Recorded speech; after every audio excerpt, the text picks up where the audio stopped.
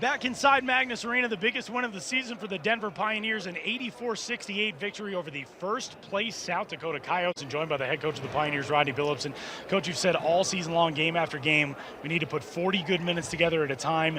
This is what's possible when you do it. It's one thing to beat a first-place team. It's another thing to beat a first-place team by 16 and really send a statement like this. I mean, just your initial reaction coming out of this is what? We showed some pride. You know, the energy was great in the building. You know, there was a bunch of young people cheering us on, and our guys felt that spirit, and we put 40. I won't even say 40 because we can still get better, but our guys put their biggest effort today, and for me, and I challenged them for that. So I'm so proud of our group. There was just something that felt different about this game from the outset. First few possessions, Daniel Amigo comes up with a couple of big blocks. Joe Rosga scores your first 13 all on his own.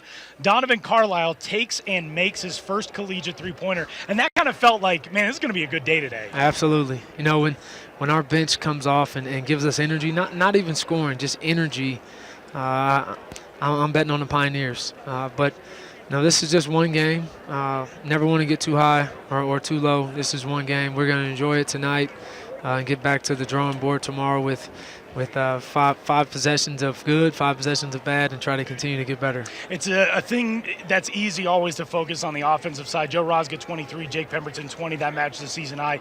But defensively, your guys now in 2 games against South Dakota haven't let South Dakota's big guns beat you. Matt Mooney had a good game last time. Today he goes for 14. Tyler Hagedorn 16, did most of his damage early on. Tristan Simpson's quiet. He goes for 12. What enabled that defensive effort? Jake Pemberton.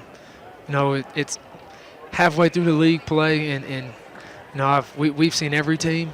Jake Pemberton, he's the best defender on our team, and I think in this league. And his energy and his effort, his toughness, his aura about himself on our defensive end, it makes our team go. It gives us energy to be in the gap, to take charges, to go up vertical and make guys take tough shots. So Jake Pemberton is the reason why our defense held him to 39% field goal percentage shooting. Hell of a game today for the Pioneers, 84-68 the final in this one. Denver off, at least in a game setting, for a few days on the road at Fort Wayne coming up on February 3rd. Congrats on this one. Thanks. Let's have some I more appreciate fun this it. year.